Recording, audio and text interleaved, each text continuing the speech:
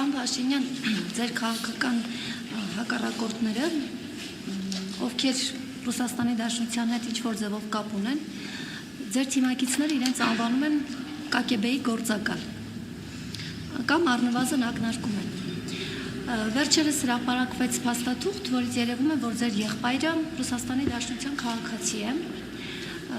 Ինչու է Ռուսաստանի Դաշնության քաղաքացի, արդյոք դուք հանձնարարել եք օբյեկտիվորեն, ինչպես որ ԱԱԾ-ին հանձնարարում եք սատանաներ որսալ, հանձնարարել եք ուսումնասիրել ինչու է այնտեղ աշխատել, ինչ գործունեություն է ծավալել, գուցե նա ևս ԿԳԲ-ի գործակալ է։ Վերադառնալով Արամ Հովհաննիսյանի հետ կապված հարցին, Արամ Հովհաննիսյանի որդի Հրաչյա Հովհաննիսյանը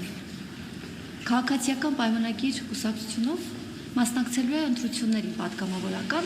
եւ սա նշանակում է, որ առնվազն այս ընտանիքը ի նպաստ ԿՊ-ի աշխատելու է ընտրությունների։ Մամուլում տեղեկություններ կան, հրապարակվել են ուսումնասիրություններ, ըստ որի Արամ Հովհաննիսյանի որդին համայնքային հող է օտարել։ Եվ հակափաստարկ ուսումնասիրություն չի եղել, առնվազն պետական կառույցները չեն ուսումնասիրել եւ հակափաստարկ չի ներկայացվել։ Այս առումով ձեր բզելը որքան կապ ունի այս իմ հարցի հետ եւ իհարկե ձեզ ինչպես հասկացա հաճելի չէր, երբ անձնական բնույթի հարց հնչեց, բայց ես այլ կոնտեքստում եմ ուզում ձեր եւ Տիկին Հակոբյանի ամուսնալուծության հարցը տալ։ Նախկինում դուք քաղաքացիական կյանքով եք ապրել, այսինքն քաղաքացիական ամուսնություն է եղել, առնվազն գրանցված չի եղել։ Եվ Աննա Հակոբյանը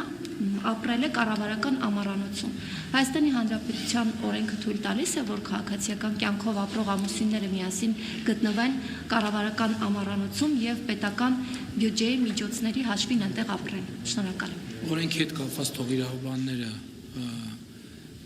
բարձաբանեն։ Ուրեմն դուք կարող եք հարցում անել եւ պատասխան ստանալ։ Ընդհանրապես պետական իշխանության համակարգում, կառավարության համակարգում գործում է աշխատանքային խումբ, ով պաշտոնյաների հնարավոր ոչ օրինական, ոչ իրավական գործողությունների վերաբերյալ հրապարակումները ուղարկում է իրավապահ մարմիններին։ Բացառված է, որ մեր իրականության մեջ որևէ պաշտոնյայի կողմից ապօրինություն իրականացնելու վերաբերյալ տեղեկատվություն լինի եւ դա համապատասխան մարմինների կողմից քննության չարժան։ Դրա համար ոչ հանձնարարության կարիք կա, այդ հանձնարարությունները շատ վաղուց տրվել են եւ ինստիտուցիոնալ ձևով այդ բոլոր հարցերին անդրադարձ է կատարվում։ Ինչ վերաբերում է իմ եղբայրը 90-ականների երկրորդ կեսին Հայաստանի Հանրապետության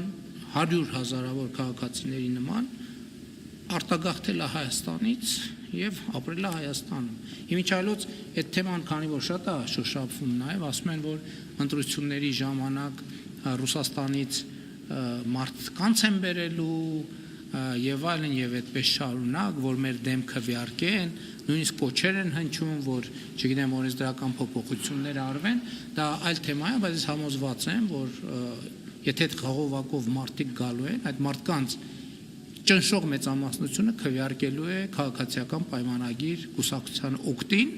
որովհետեւ նրանք չեն կարող քվեարկել իրենց արտագաղթի օգտին, նրանք կարող են քվեարկել իրենց ներգաղթը ապահովելու օգտին մի երևույթ, որը 2025 թվականին արդեն իսկ սկսվել է։